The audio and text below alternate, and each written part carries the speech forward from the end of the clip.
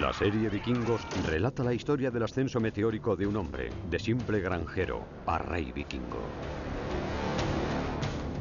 Basados tanto en la historia como en las leyendas, los episodios reflejan tanto la brutalidad como la humanidad de los vikingos. Pero ¿dónde acaba el mito y empieza la verdad? Esta serie documental es un viaje de descubrimiento a lo largo y ancho de 8 países, junto a los mayores expertos mundiales en los vikingos y algunos actores de la serie, para averiguar quiénes eran en realidad los vikingos. Vikingos, al descubierto. En este episodio, investigamos la vida y la muerte de Ragnar y sus hijos. ¡Nada podrá pararnos! El material con el que se forjan las leyendas. Se convierte en una especie de mito, el vikingo perfecto. Eran el Superman o el Batman de aquella época. Literalmente ídolos. Y la dura realidad. Es increíble. Todas nuestras fuerzas subrayan la crueldad de Ivar y su tiranía. El ascenso de Ragnar y sus hijos.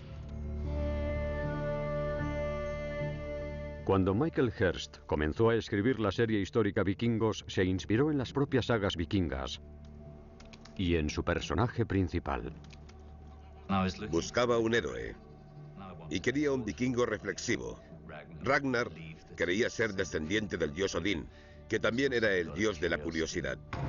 Por eso viaja. Esa es la razón de que vaya a tierras lejanas. Según las leyendas, Ragnar Lothbrok no era solo un rey escandinavo. Fue el mejor guerrero de su época y todo el mundo conocía su nombre. Se dice que su fama solo fue eclipsada por la de sus hijos. La lista de los hijos de Ragnar va creciendo al desarrollarse la leyenda. En el centro tenemos personajes como Ivar y Bjorn, que después adquirieron los apodos de piel de hierro y sin huesos. Pero también tenemos otros vikingos eminentes, entre ellos Ubbe, Hvitserk y Sigurd, ojo de serpiente. ¿En qué datos históricos se apoya esta leyenda? Intentar encontrar al auténtico Ragnar resulta muy complicado, aunque parece que sí hubo un Ragnar verdadero. El problema es que es un personaje increíblemente impreciso, que mora en los límites de la historia.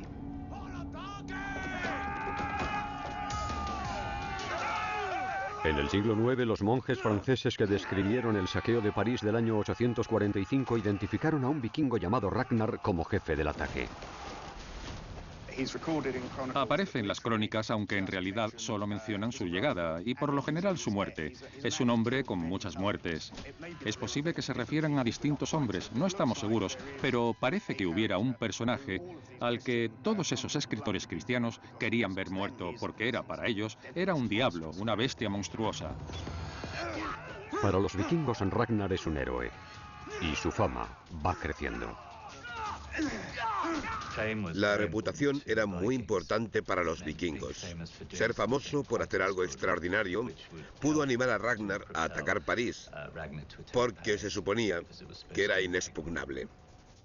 Esa es la fama que querían tener los vikingos, la que les permitía ir derechitos al Valhalla. La fama de Ragnar se extendió de boca en boca por el territorio vikingo,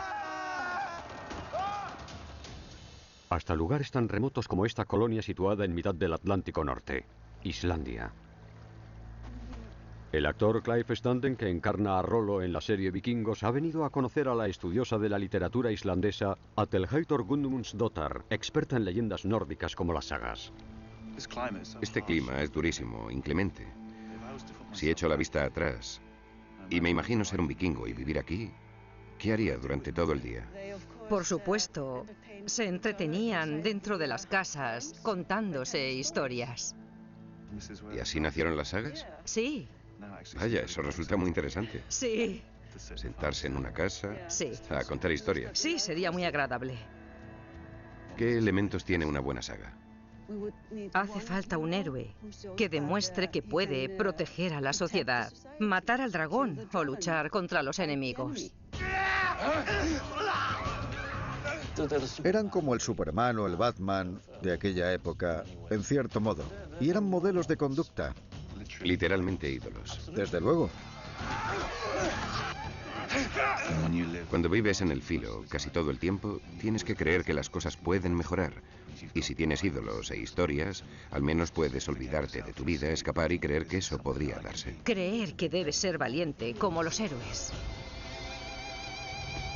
Hay tantas sagas que mencionan a Ragnar Lothbrok que es casi como si eso fuese lo que quería el público. Como si la gente siempre quisiera oír más historias de Ragnar. ¿Creéis que las sagas tuvieron su origen en historias reales? Yo creo que todas las sagas de héroes tuvieron su origen en hechos heroicos. Y la gente empezó a hablar de esos hechos y la historia se fue haciendo mayor y más... Exagerada. Sí. Creo que como raza tenemos tendencia a la exageración. Si tú me contaras una historia, cuando yo la contara a mis amigos, le añadiría algo más. Exactamente, sí. Está claro que las historias de Ragnar, los relatos de sus hazañas, deben de haber circulado de boca en boca durante muchísimo tiempo por Escandinavia, porque desde las primeras fuentes escritas que hemos hallado, ya estaba plenamente formado en la imaginación vikinga. ¡Ragnar! ¡Ragnar!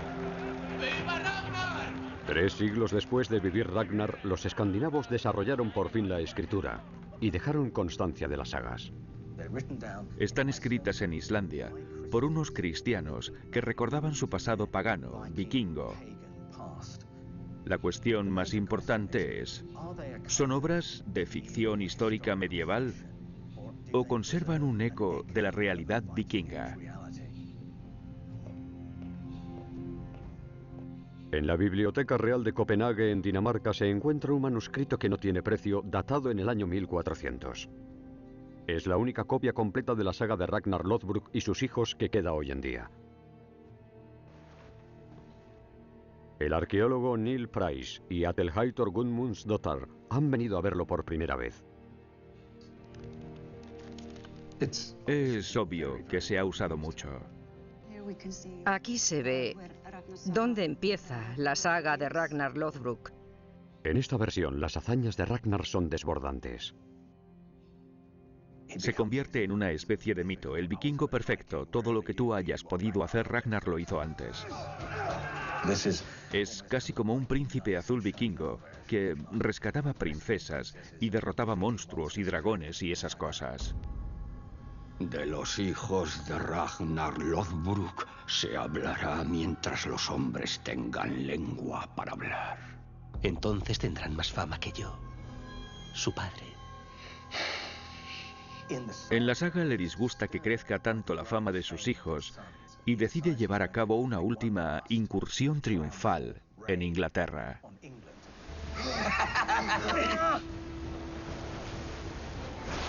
Contra todo consejo, se dirige a Inglaterra con un grupo muy reducido.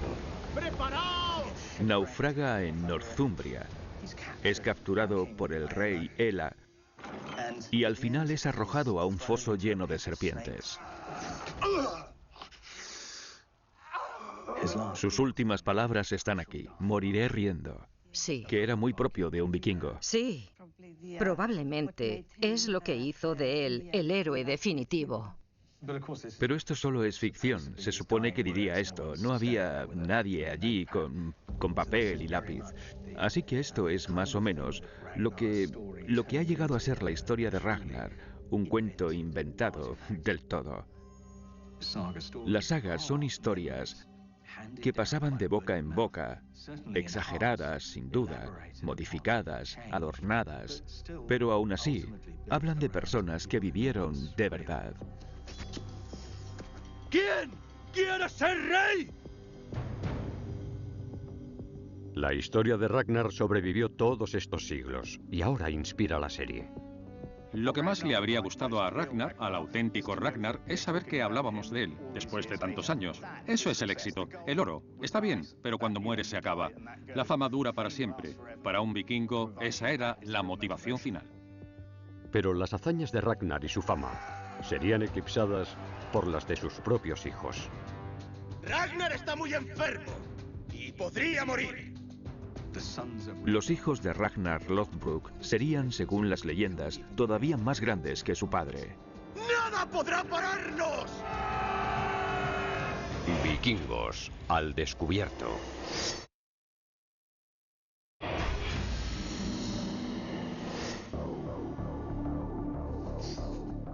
El personaje de Bjorn es extraordinariamente importante, porque es uno de los hijos de Ragnar que acabó siendo más famoso incluso que su padre.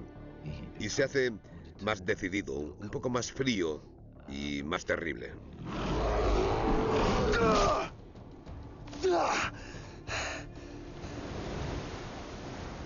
A mediados del siglo IX, su insaciable hambre de tesoros, fama y gloria impulsa a vikingos como Bjorn Piel de Hierro más allá de Inglaterra y Francia, hasta las costas del mar Mediterráneo. En el año 859, 62 navíos vikingos atracaron en el norte de España. Una crónica medieval titulada Actos de los Normandos identifica a uno de los legendarios hijos de Ragnar, Bjorn Piel de Hierro, como uno de los comandantes de la expedición. Este documento menciona explícitamente a Bjorn como hijo de Ragnar. Y también nos da su apodo. Bjorn Piel de Hierro se lo pusieron porque aparentemente era invulnerable, podía salir de las batallas sin un solo arañazo. Está claro que es un líder vikingo muy hábil y muy temido. Después de años de pillajes en Francia, Bjorn mira hacia el sur en busca de nuevas oportunidades. Parece un camino, y esto un mar. Es mi destino. Ahora, Neil Price, que busca pruebas de la campaña de Bjorn, ha venido a Galicia, en la costa septentrional de España. Y se encuentra con la investigadora española Irene García en un lugar que bien pudo saquear el propio Bjorn. Estamos en la Basílica de San Martín de Mondoñedo, que es la catedral más antigua de España. Este es uno de los pocos sitios en que un documento histórico vincula una incursión vikinga con un edificio que aún se conserva. Así es. Esta catedral era un lugar muy importante durante la era vikinga, porque servía de refugio a todas las gentes que eran atacadas por los vikingos, aunque también asaltaron esto. Tras el saqueo de la basílica, el ejército de Bjorn pasó varios meses atacando los monasterios de la costa. Ahora un descubrimiento extraordinario hecho en las costas gallegas podría demostrar que una flota vikinga, tal vez la de Bjorn, atracó aquí. ¿Así que esto lo trajo el mar? Creemos que es un ancla. Pesa muchísimo. Lo que tenemos aquí es una pesada ancla de piedra que llevaría una estaca de madera en el centro, a la que se ataría una soga. Con las tormentas han llegado a las playas 4 anclas distintas, además de estas piedras que se cree pueden ser lastre de los barcos. ¿Demuestra esto que los vikingos atracaron aquí? Estas son piedras de las que llevaban en el casco de los barcos para estabilizarlos. Correcto. Y si descargaron lastre aquí, es porque metieron otra cosa. Exacto. Se llevaban algo. El lastre está formado por un tipo de piedras que no se encuentran en Galicia, pedernal. En la zona de Galicia, en toda Galicia, no hay pedernal. Hay una pequeña cantidad en el interior, pero esta cantidad de pedernal que ha traído el mar tiene que proceder de Normandía o del sur de Inglaterra. La teoría de Irene García es que los saqueadores vikingos traían pedernal como lastre en sus barcos y lo sustituyeron por los tesoros robados en Galicia. Sin embargo, el ancla está hecha de una roca abundante en la zona. Esta piedra es de aquí, ¿no? De hecho, es un tipo de piedra que solo se encuentra en esta playa. Los habitantes del lugar no poseían sino pequeñas barcas de pesca y nunca habrían usado un ancla de tal tamaño. Era un barco grande. Sí, era grande. Un barco muy grande. Y el hecho de que el ancla fuera fabricada por los vikingos aquí mismo también nos da la idea de que se quedaron aquí durante un periodo de tiempo. Sí. Y eso nos lleva a otras cosas que hay por aquí, como la posible existencia de un campamento vikingo. Sabemos que... Se sabe que los vikingos construían campamentos fortificados cuando se quedaban largo tiempo en un país extranjero para saquearlo. Y si la flota de Bjorn estuvo en Galicia prácticamente un año, necesitarían un campamento provisional. Cuando vine aquí por primera vez y observé esto, la gente creía que aquí hubo un foso. Que era una fortaleza, no un monte. Los vikingos construían fuertes en las costas y en las orillas de los ríos para protegerse ellos y sus barcos de posibles ataques. Es una estructura curva, abierta hacia el mar, sí, que protege el puerto con una zanja y un terraplén y otro terraplén interior. Y me parecía más similar a los campamentos vikingos de Irlanda e Inglaterra que a un foso. Está mirando hacia el puerto y desde aquí se puede ver todo lo que ocurre en el agua.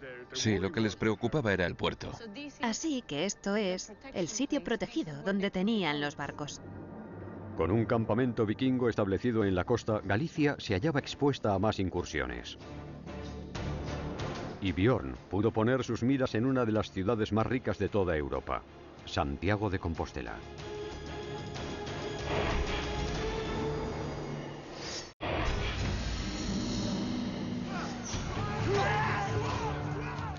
En el año 859 los vikingos, dirigidos por Björn Piel de Hierro, asolaron la costa de Galicia, hoy en día parte de España.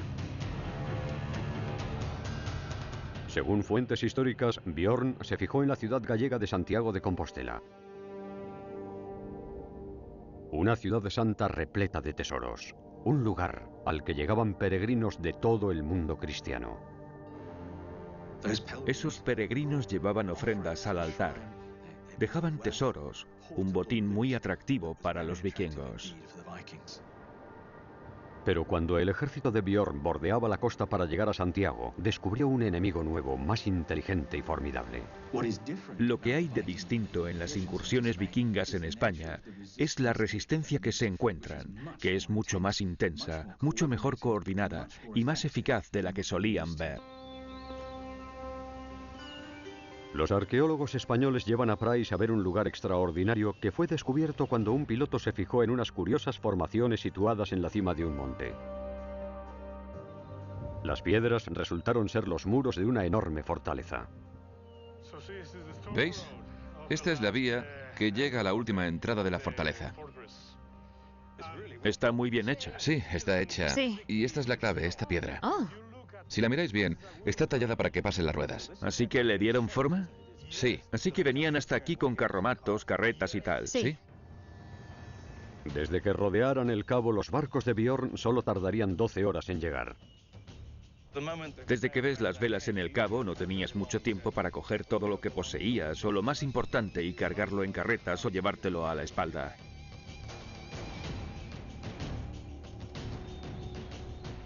Esta es la entrada principal y este es el muro, de 2 metros de grosor. En esta zona se protegían contra los vikingos. Y es tan grande que cabrían todas las comunidades de la costa aquí, con sus pertenencias, sus animales. ¿Y cómo conseguían agua? En este lado había un manantial. Así que había una fuente de agua aquí arriba. Sí, sí, el sitio está muy bien elegido. La excavación también descubrió los cimientos de una torre de vigía, una parte vital de la defensa. ¿Qué altura tenía? Nuestro arquitecto calcula que tendría unos 3,5 metros. Así que era un edificio muy alto. Sí. Y lo que nos da la clave, lo que nos interesa, es la fecha. Sí, data de finales del siglo VIII o del siglo IX. Eso significa que esa torre de vigilancia funcionaba cuando la flota de Björn se acercó a las costas gallegas. ¡Caramba! Mirad eso. Es increíble. Este es el mejor sitio para entender por qué escogieron este lugar. Vaya. Es fácil imaginarse lo absolutamente aterrador que sería estar mirando Finisterre y ver todos esos barcos que venían hacia ti. 100 barcos acercándose. Con todos esos muros, también parecería impresionante desde abajo. Sí. Los vikingos tuvieron que tomar una decisión. Si atacaban este sitio, se iban a encontrar en un ambiente muy hostil. Tenían que pensar si valía la pena. Sí. Sí. Intentar subir ahí. Los documentos históricos no dicen nada del sino de esta fortaleza durante la campaña de Björn en el año 859. Pero su flota tuvo que pasar por aquí para acceder a la ría de Arosa y entrar en ella para llegar a Santiago. Y ahí es a donde llevan a Price, Irene García y Manuel Gago. Estamos llegando a la zona del puerto. Sí. Sí. Estamos en un sitio muy especial porque es donde acaba Galicia y empieza el mar. Esta es la puerta a Santiago, ¿no? Sí. Cuando los vikingos llegaron, tenemos descripciones de más de 100 naves obstruyendo este río. Y te puedes imaginar este pequeño puerto lleno de barcos, porque es el mejor sitio para ellos, ¿no? Este era un punto tan importante que en la Edad Media los obispos lo llamaban la llave del reino de Galicia.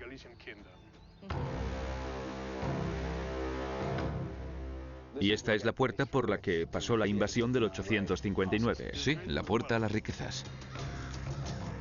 Fuentes históricas relatan que las hordas de Bjorn continuaron su campaña río arriba saqueando monasterios. Cuando llegaron por fin a Santiago de Compostela, lucharon contra el ejército cristiano. Pero en lugar de saquear la ciudad, exigieron un tributo para marcharse. Cuando la invasión del 859 pasó por aquí, la incursión que se supone que dirigía Bjorn Piel de Hierro, aquí no había defensas, y fue esa vulnerabilidad lo que hizo nacer el lugar en que nos hallamos. En las décadas que siguieron al ataque de Bjorn, se construyó un castillo para defender el río. El legado de Bjorn en piedra ha llegado hasta nuestros días. Y esto fue solo el comienzo de su expedición. Continuó hacia el sur, saqueó Marruecos y luego entró en el Mediterráneo atacando y robando en Francia, Italia y puede que hasta Egipto durante los 3 años siguientes. Fue la travesía más ambiciosa de toda la historia de los vikingos y transformó a Bjorn Piel de Hierro en un héroe. Pero estamos orgullosos de lo que hemos conseguido. ¿Pero quién es nuestro rey? Según algunas leyendas, Bjorn fue el fundador de una dinastía de reyes suecos que duraría 10 generaciones. Pero esas mismas leyendas hablan de un líder vikingo aún más aterrador que Bjorn. Su hermano, Ivar sin huesos.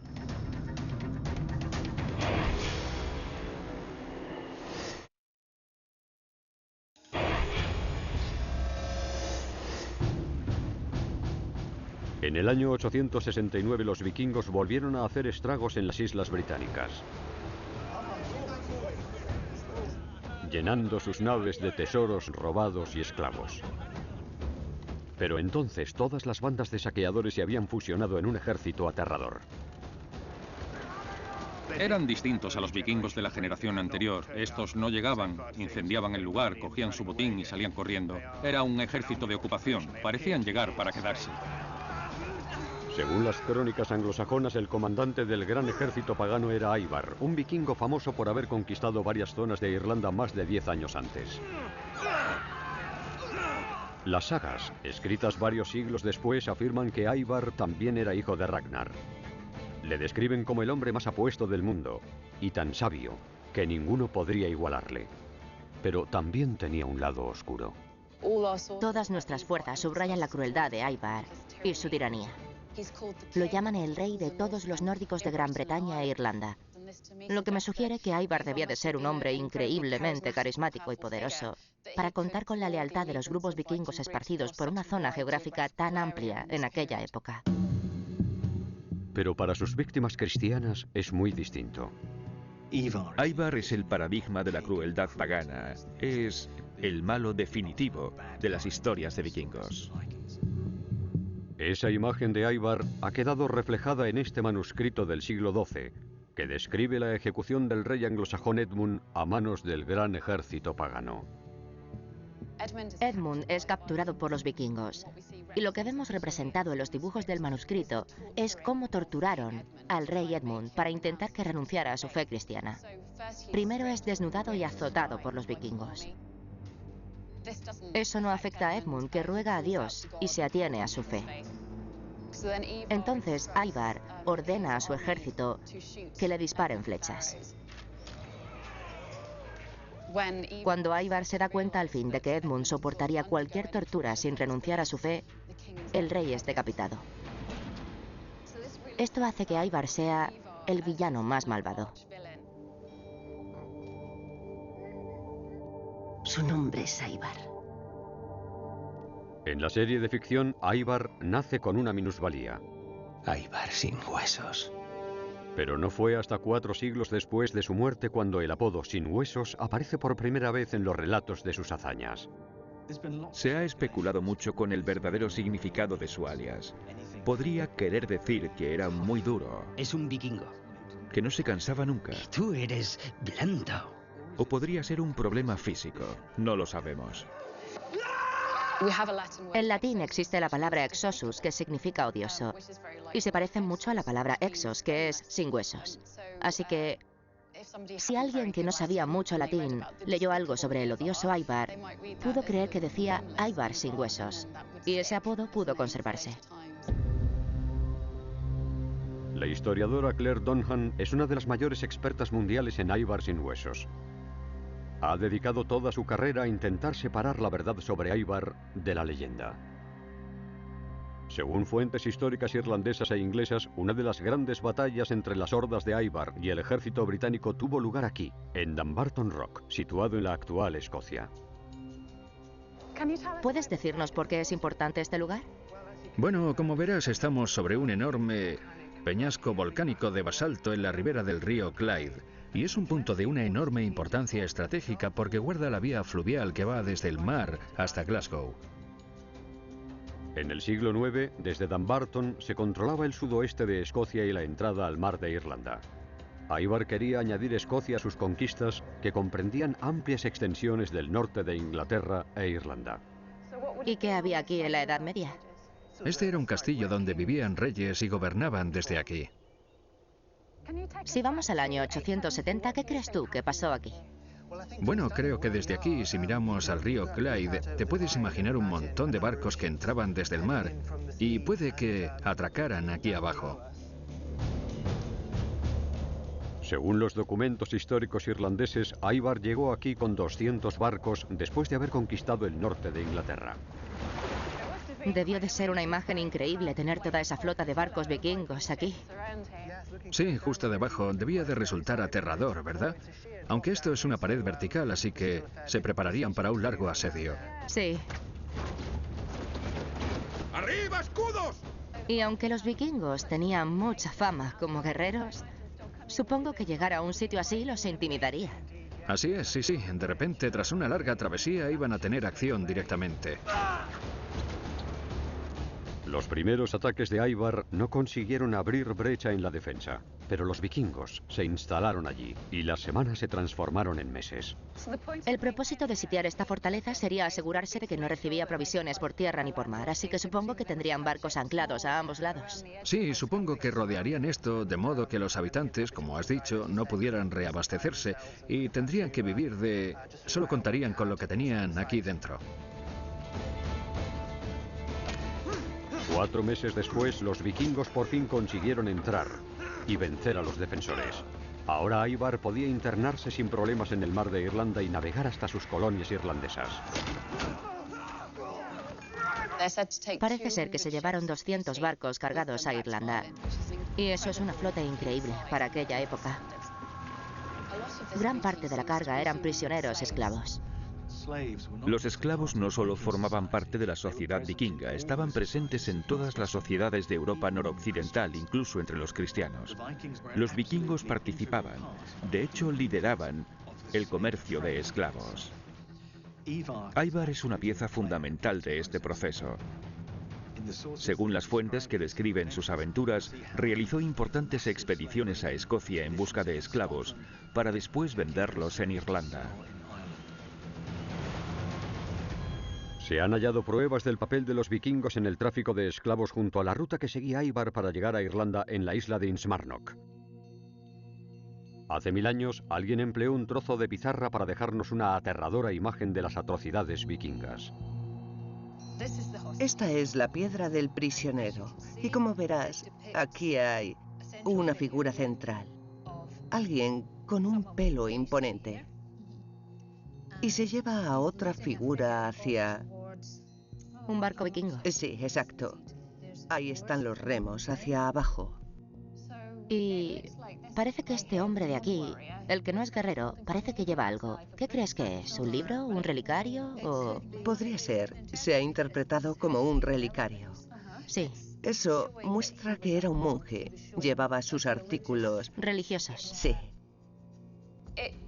Esto podría ser el relato de un testigo de lo que hacían los vikingos en esta zona. Los vikingos no salían de la nada, saqueaban y desaparecían. Se llevaban prisioneros, negociaban con ellos. Se pagaba dinero para que soltaran a los secuestrados. Así que resulta muy tentador vincular las imágenes de la piedra del prisionero con las actividades de Ivar en el norte de Gran Bretaña, en concreto con el asedio y saqueo de Dumbarton Rock en el año 870. En el 871 se volvieron a Irlanda llevándose 200 barcos llenos de esclavos. La piedra del prisionero representa poco más que un fugaz recuerdo de la crueldad vikinga. Pero en otra parte de Gran Bretaña unos asombrosos hallazgos están reescribiendo la espeluznante historia del gran ejército pagano.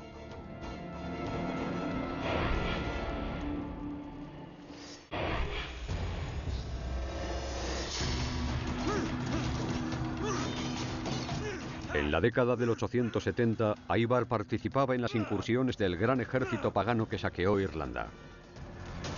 Pero el resto de las fuerzas continuaban atacando la Inglaterra anglosajona. En el año 873 las hordas vikingas ocupan Mercia y pasan el invierno preparándose para las siguientes batallas en la ciudad de Repton.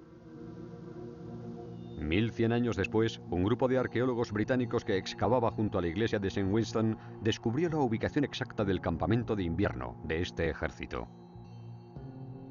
Este es un edificio anglosajón de los siglos 8 y 9, con esos arcos. Michael Hirst, el creador de la serie Vikingos, ha venido a Repton a aprender cosas sobre este campamento con Mark Horton, el arqueólogo que supervisó las excavaciones hace 30 años. La idea era usar la iglesia como parte de la gran fortaleza vikinga, construyendo un terraplén entre esto y el agua que rodeaba un recinto con forma de D mayúscula en el que acamparía todo el ejército vikingo. Y pensándolo bien, si tienes que quedarte en un territorio hostil durante meses, ¿qué mejor forma de hacerlo que presentarte donde el rey, o los monjes, o quien sea, tenga almacenados víveres para el invierno, llegar y decir gracias, ya podéis iros, nos lo quedamos todo? Al otro lado del cementerio, los arqueólogos desenterraron los restos de otro edificio de piedra que contenía algo espantoso. Cuando vinimos a abrir este edificio, en la habitación situada al este, había una enorme cantidad de huesos, de restos humanos. Era una escena de lo más macabra cuando los sacamos y los lavamos sobre esta hierba. Eran los restos de 264 individuos. Por las monedas halladas dentro, la fosa común databa de la ocupación de los vikingos en el año 873. Pero son restos del gran ejército pagano o esqueletos de sus víctimas anglosajonas. 30 años después de su descubrimiento, la arqueóloga Kate Jarman usa nuevas técnicas para llegar al fondo de este misterio. ¿Esto es de la fosa común? Sí, todas estas calaveras y mandíbulas forman parte de los restos. Sus dientes están siendo analizados para determinar el origen de los difuntos. Cuando eres pequeño y se te están formando los dientes, se te está formando el esmalte. Este toma elementos químicos de las cosas que comes de niño, y esa composición característica se mantiene durante toda tu vida. Es increíble. Sí, es verdad. ¿Puedes diferenciar los distintos países escandinavos y hasta las regiones? Podemos decir, bueno, si alguien es de Dinamarca o del interior de Noruega. Vale. Lo que demuestran los restos de esa tumba común es que no todos estos individuos procedían del mismo lugar. Desde luego no eran locales y son muy diversos. Así que vinieron de todas partes. De distintas partes de Escandinavia. Exacto. Sí que podemos tener la certeza de que eran vikingos. Yo diría que sin la menor duda. Vikingos del gran ejército pagano de Ivar sin huesos. Sí, es muy probable. Pero los huesos muestran muy pocas lesiones de combate. Así que, ¿cómo murieron? El siguiente descubrimiento puede darnos pistas. Hay un descubrimiento que aún no hemos acabado de examinar y es tan espantoso que podría entrar en tus nuevos guiones. Muy bien, vamos a ver. Es por aquí. Más o menos aquí había una fosa con 4 individuos jóvenes, con edades comprendidas entre los 6 y los 16 o 18 años. Estaban enterrados juntos, en una sola tumba, lo que sugiere que sus muertes fueron simultáneas. Y también había una mandíbula de una oveja, que es algo muy típico de los escandinavos. Es posible que los 4 murieran a la vez y los enterraran juntos, pero la explicación más plausible es que fuera un sacrificio ritual. ¿Qué llevó a los vikingos a sacrificar niños?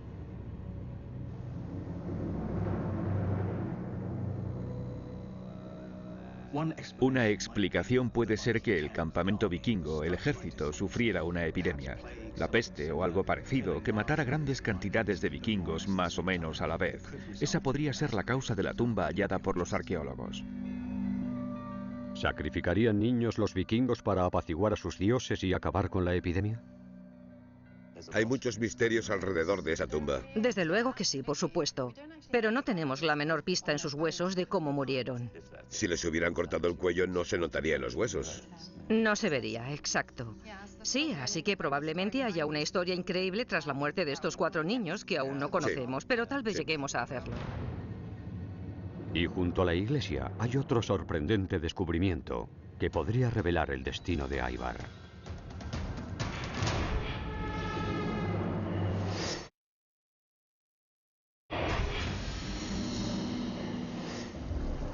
A su regreso a Irlanda en el año 871, Ivar desaparece de los documentos históricos irlandeses y anglosajones hasta el 873, cuando se escriben informes de su muerte. Pero el lugar y la forma de su defunción son aún un misterio. La solución al enigma podría hallarse en una tercera tumba descubierta en Repton, donde acampaba el gran ejército pagano en la época de la muerte de Ivar. Ahora mismo está sobre el punto donde estaba la tumba de un guerrero vikingo. Fue un hallazgo increíble, donde había un individuo de gran tamaño, enterrado con una espada vikinga a su lado.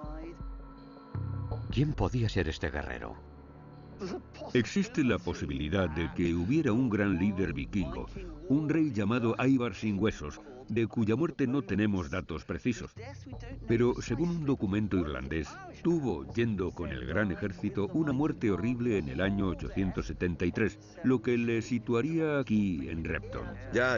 Así que es posible que sea el tío que estaba enterrado ahí. Uno de los hijos de Ragnar Lothbrok. Exactamente, Ivar sin huesos. Todo esto procede de una sola tumba, la tumba del guerrero que había junto a la iglesia.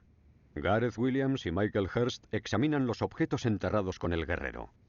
Puedes ver lo que pesaba una espada vikinga. Vaya, esto mola mucho. Coger una espada vikinga. Es increíble pensar que una de las últimas personas que tuvo esto en sus manos fue el vikingo que la depositó en la tumba. Es genial. Solo los vikingos notables eran enterrados con sus armas. Otra cosa que podemos saber de él es algo sobre sus creencias, porque aquí tenemos esto, el martillo de Thor, que llevaba al cuello, y eso es una declaración clarísima de su fe. El guerrero era pagano, como Ivar. Ivar era el pagano típico, resuelto a no convertirse al cristianismo. De hecho, quería torturar a los cristianos. ¿Y cómo murió este guerrero? El examen de su esqueleto revela que su cráneo fue perforado con una lanza 2 veces. Su brazo casi amputado. Y una pesada hacha dio el golpe definitivo. Hubo otro hallazgo muy interesante dentro de esta tumba, un colmillo de jabalí. La persona enterrada murió casi con toda seguridad de un fuerte golpe en la parte alta del muslo, que estaba casi cercenado. La pierna estaba en la tumba, pero el colmillo de jabalí podría sustituir otra cosa. Sí, vale. En un último trance de humillación, los asesinos le cortaron los genitales. Un acto innecesario, tal vez realizado por anglosajones deseosos de vengarse de su archienemigo. Así que tenemos a alguien de alto nivel y ejecutado de forma muy cruel. Sí, casi de forma ritual, ¿no? En efecto, esto es... Porque le cortaron el falo y sí, le darían mucha importancia. Sí, creo que está claro que alguien le odiaba muchísimo para matarlo de ese modo.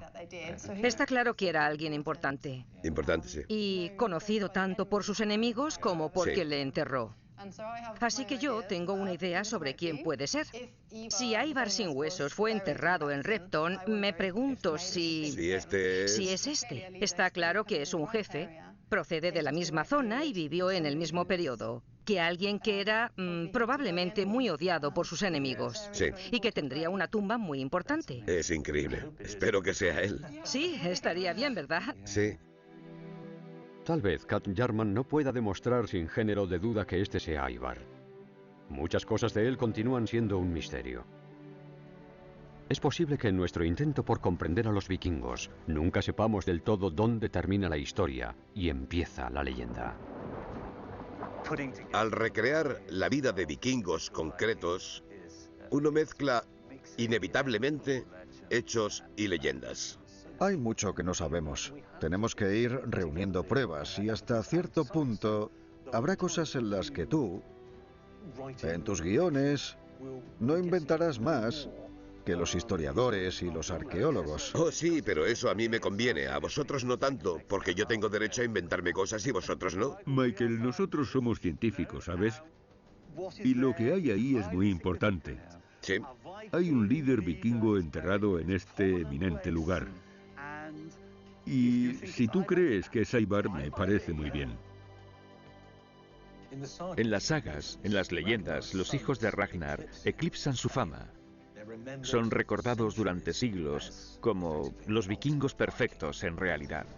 Si pensamos en las personas que hubo tras esas leyendas, fueran o no hermanos realmente, fueran o no hijos del vikingo llamado Ragnar, como figuras históricas, está claro que fueron muy importantes y moldearon el destino de Europa violentamente durante la época de las campañas vikingas.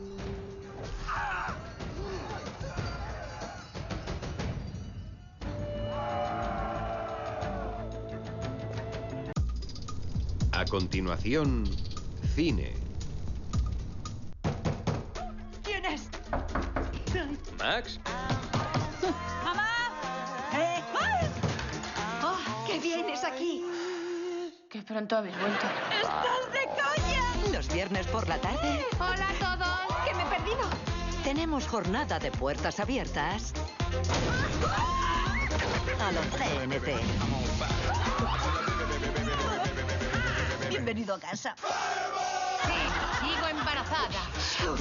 Especial Viernes de Comedia. El viernes a partir de las 8:10, nuevos episodios en TNT.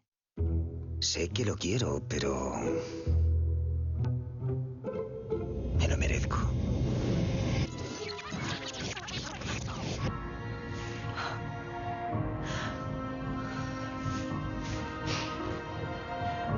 Sí. Presentamos el nuevo Ford Focus ST Line. El coche que definitivamente mereces. Este mes con navegador y 7 años de garantía. Nuevo donuts relleno. Esto no se hace. Con delicioso sabor a chocolate. Madre mía. Y a chocolate blanco. Provocadores. Nuevo donuts relleno. Rellenos de placer. Buenísimos. Bollicao, meriendas de cacao y hierro. A merendar. Bollicao, con el 50% del hierro que necesitas cada día. Y ahora, nuevo Bollicao Cero. Vaya bestia. Practica el buen rollo. Practica el doneting en cantidad, con donetes y todas sus variedades. Y ahora nuevo Donetes Hot Challenge. Ayuno picante. ¡Atrévete! Hasta ahora era solo un chico guapo más. Hola. Aunque no un chico cualquiera. ¿Te parezco atractivo? Quítate la camisa. Una cara bonita con cuerpo de modelo de ropa interior. ¡Joder! ¡Ni con Photoshop! Pero su destino está cambiando. ¿Te tiemblan ya las rodillas? Está dejando atrás al guapo para sacar la estrella que lleva dentro. Suena como el camino hacia el éxito. Este es su momento. Eres bueno. Y en TNT no queremos perdérnoslo. ¿Quieres bailar conmigo? Claro. ¿A qué te dedicas? Conduzco. Ah, llevo semanas sin ser sofisticado. Ryan Gosling Fan Day. El domingo a partir de las 4 menos cuarto en TNT.